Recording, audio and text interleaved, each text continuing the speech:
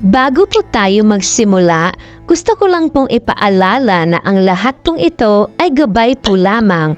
Kung hindi po kayo naniniwala sa mga ganitong content, pwede niyo pong i-skip ang videong ito or scroll down na lang po kayo. Sa huli, tayo pa rin ang may hawak ng ating kapalaran. Ika nga, it's your choice. Mas maigi na rin po na kahit papaano ay may mga gabay para sa mga dagdag ideya kung nararapat pa bang sundin ang gusto natin o ang lahat ay magiging go with the flow na lamang. Panatilihing magdasal palagi at sa huli ang Panginoon pa rin ang magdidesisyon na nakakabuti sa atin. Pag-uusapan natin ang astrological profile para sa mga ipinanganak ng July 11. Ang star sign mo ay Cancer. Ang iyong personal na naghaharing planeta ay ang Buwan. Malakas ang pakiramdam mo sa mga emotional na ugnayan sa pagitan mo at ng iba. Ang iyong genetic, hereditary at family history ay maaaring makaintriga sa iyo kahit na ipagpatuloy mo ang isang seryosong career path. Ang dobleng impluensya ng moon sa iyong buhay ay patuloy na maghatak sa iyo pabalik sa isang family base kung saan sa wakas ay mauunawaan mo ang iyong tunay na layunin. Ang pagmamahal sa pamilya, pagbabahagi at pag-aalaga ay natural para sa iyo. Totoong ipinahahayag mo ang iyong mga damdamin, ngunit kung minsan ay nakakaramdam ka ng pressure sa oras ng pagpapasya kung kailan kaya na mga emosyon ang iyong mga katwirang paghatol. Minasisigla din ang araw ang iyong mga damdamin at ginagawa kang medyo mapagmataas at matigas ang ulo. Ikaw ay mas malamang na maging romantiko at mapagbigay kung ang iyong ika-11 kaarawan ay mahulog sa July 11. Kung nakikipag-date sa isang tao o pakasalan ng isang taong ipinanganak sa araw na ito, malamang na gusto mong magkaroon ng maraming kasiyahan ng magkasama. Mag-ingat na huwag masinungaling o maging masyadong malihim sa iyong kapareha. Kung sila ay ganap na estranghero, ang mga personalidad na ito ay maaaring maging hindi mapakali at sumpungin kung sila ay napapalibutan ng negatibo. Ang mga Cancer ay kilala bilang romantiko at maawain. Kilala ang mga Cancerian na mapagmahal, mapagmalasakit at may hilig na itago ang kanilang tunay na kaligayahan. Sila ay independyente at maaaring mag-isa, ngunit mayroon silang kakayahang bumuo ng matibay na relasyon sa iba. Kung ipinanganak ka sa Hulyo 11, maaari kang maging isang mahusay na magluto. Ang mga taong may Cancer ay mapagbigay, malalahanin at nakadarama ng matinding kaugnayan sa mga tao. Gayunpaman, ang kanilang mga negatibong katangian ay maaaring gawin silang masyadong hinihingi at mapilit. Maaari silang maging mapagmahal, mabait at mapagmalasakit, ngunit maaaring ding masyadong nag-iisa. Sa kabila ng mga katangiang ito, ang mga Cancer ay mahusay na tagapamagitan at maaaring makamit ang isang kasiyasiyang karera sa larangan ng kalusugan o human resources.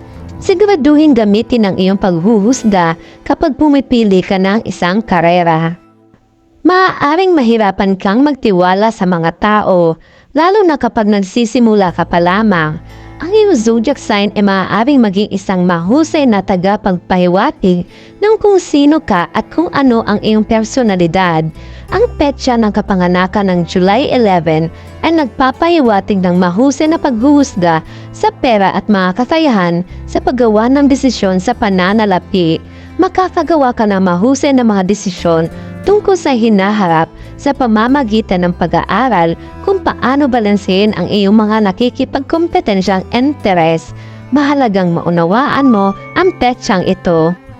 Ang iyong maswerteng kulay ay cream at puti at berde. Ang iyong maswerteng hiyas ay moonstone o perlas. Ang iyong mga maswerteng araw ng linggo ay Lunes, Huwebes at Linggo. Ang iyong mga maswerteng numero at taon ng mahalagang pagbabago ay 2, 11, 20, 29, 38, 47, 56, 65 at 74. Tungkol naman sa astrological profile para sa mga ipinanganak ng July 12, ang star sign ay Cancer. Ang iyong mga personal na namumunong planeta ay Moon at Jupiter. Isang kahangahangang timpla ng Lunarian at Jupiterian energies ang pinagsama upang mag-alok sa iyo ng maswerteng landas sa buhay kung pipiliin mo. Palagi mong isaalang-alang ang positibo at paborable sa lahat ng tao at kalagayan. Ang saloobing ito ay mahusay para sa iyo hanggat naalala mo na ang ibang tao sa iyong buhay ay maaaring hindi maghangad ng parehong taas na tulad mo. Huwag gusgahan ang iba ng malupit sa bagay na iyon. Ang pagkahilig sa labi sa trabaho at pati na rin ang lasa ng gourmet ay nagpapahiwatig ng pagkahilig sa pagpapanatili ng likido at o pagtaas ng timbang. Huwag gamitin ang pagkain bilang paraan ng pagtakas. Ang tanda na ito ay maaari maging mahirap para sa mga tao na bumuo ng mga relasyon. Ang mga taong ito ay hindi mahuhulaan at kadalasang hindi matatag. Malamang na hindi sila sigurado kung wala silang kapareha na kapareho ng kanilang mga tangian. Malamang na madalas silang umibig at maaari silang maging masigasig at masigasig kapag umiibig. Kung mayroon kang kapareha na ipinanganak ng July 12, pinakamahusay na iwasan ang mga pinanganak sa ilalim ng Leo dahil malamang nasalungat sila sa iyong ego.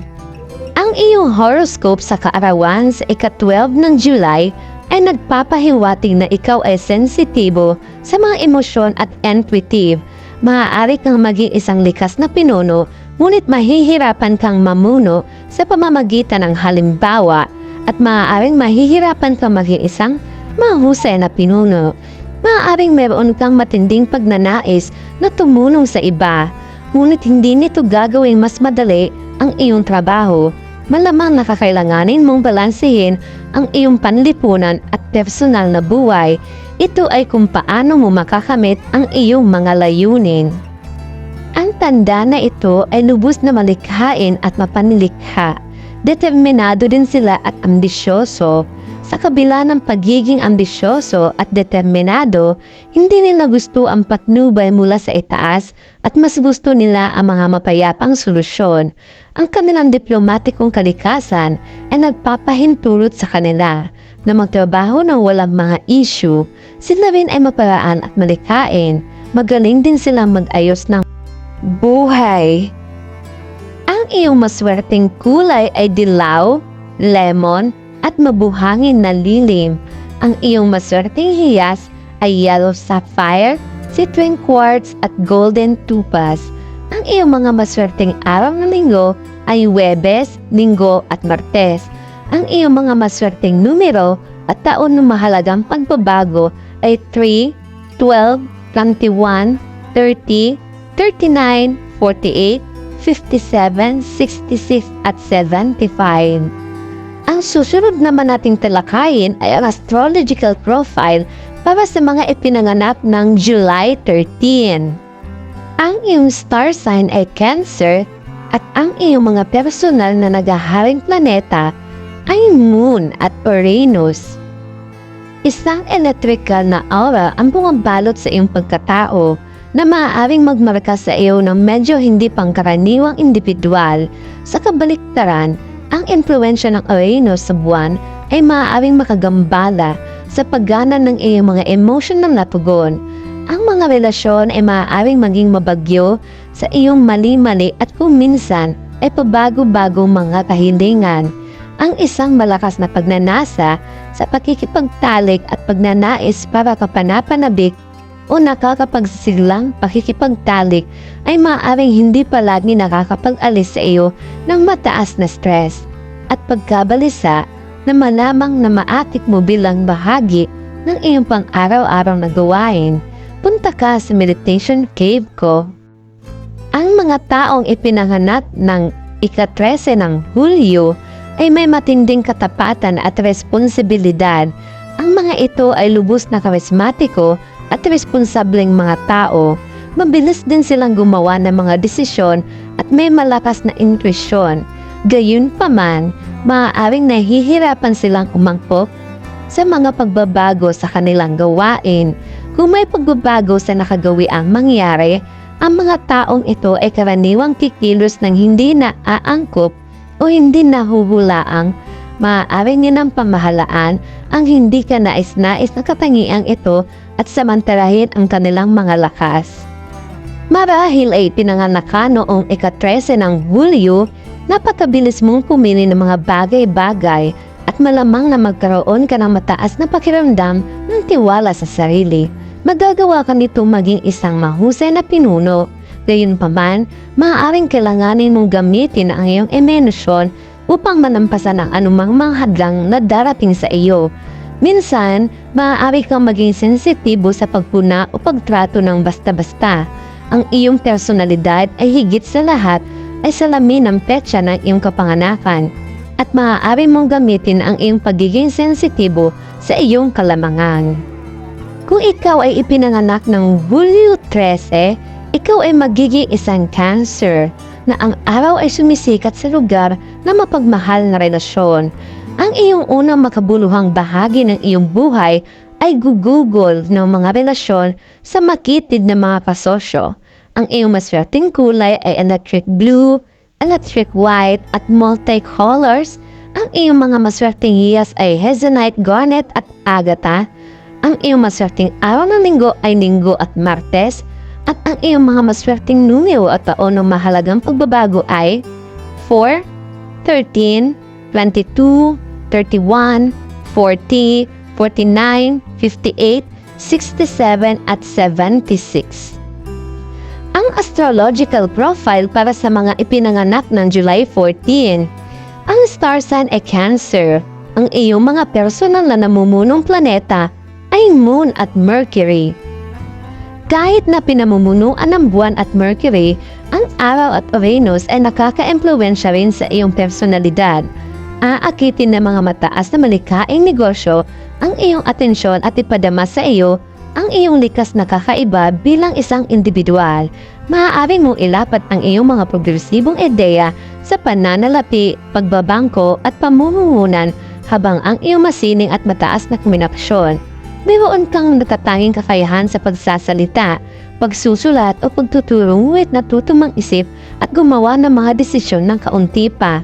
Ang iyong personalidad ay magiging kombinasyon ng iyong iba't ibang zodiac sign kung ikaw ay pinanganak ng ika-14 ng Hulyo. Kasama sa iyong matitinding katangian, ang katapatan at pagiging magiliw, gayon din ang kapansin-pansing neutralidad na nagbibigay daan sa iyo bubawa ng mga balanseng desisyon. Maaari kang makaranas ng mood swings at pagkakabilisa kung ipinanganak ka sa petsang ito. Subukang tingnan ang mga damdamang ito bilang isang bagong simula at ituring ang mga ito bilang mga pagkakataon upang mapabuti ang iyong buhay.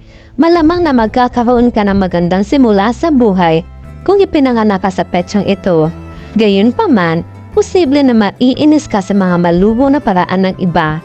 Bagamat masisiyahan ka sa mga bakasyon ng pamilya, mahalagang tandaan ang mga aspetong pang-akademiko at profesional. Ang pagiging iyong sarili ay ang pinakamahusay na paraan upang makipagkaibigan sa mga tao. Ang mga taong ipinanganak ng July 14 ay mas malamang na makikipagkaibigan at maging sosyal. Madaling pakisamahan ka ng mga tao at matutuwa silang maging kaibigan ka.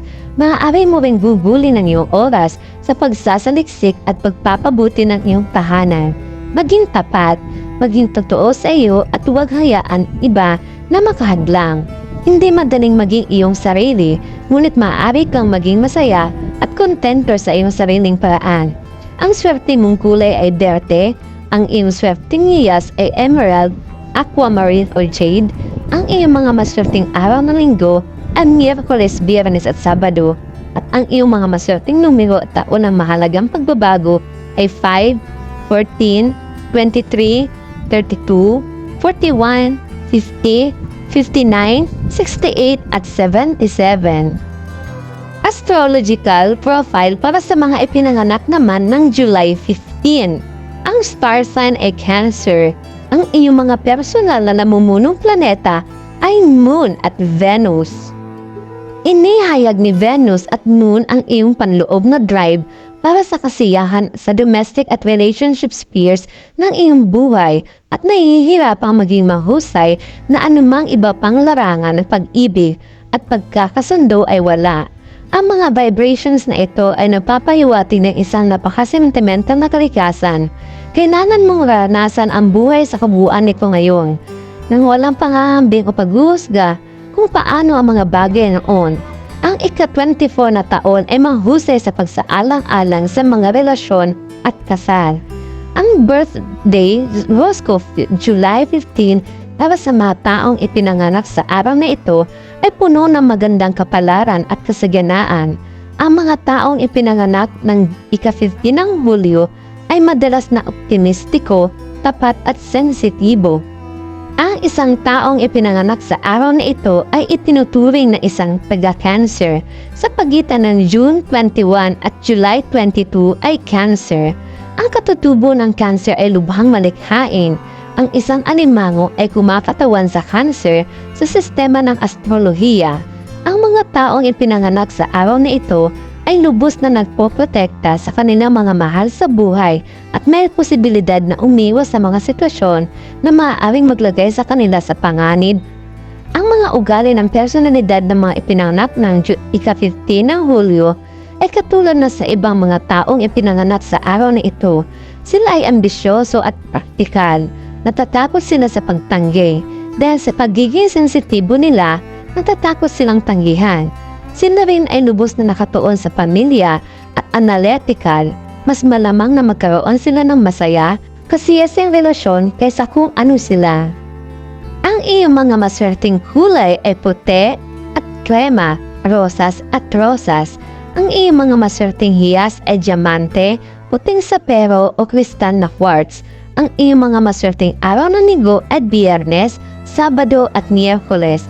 Ang iyong mga maswerteng numero at taon na mga halagang pagbabago ay 6, 15, 24, 33, 42, 51, 60, 69 at 78.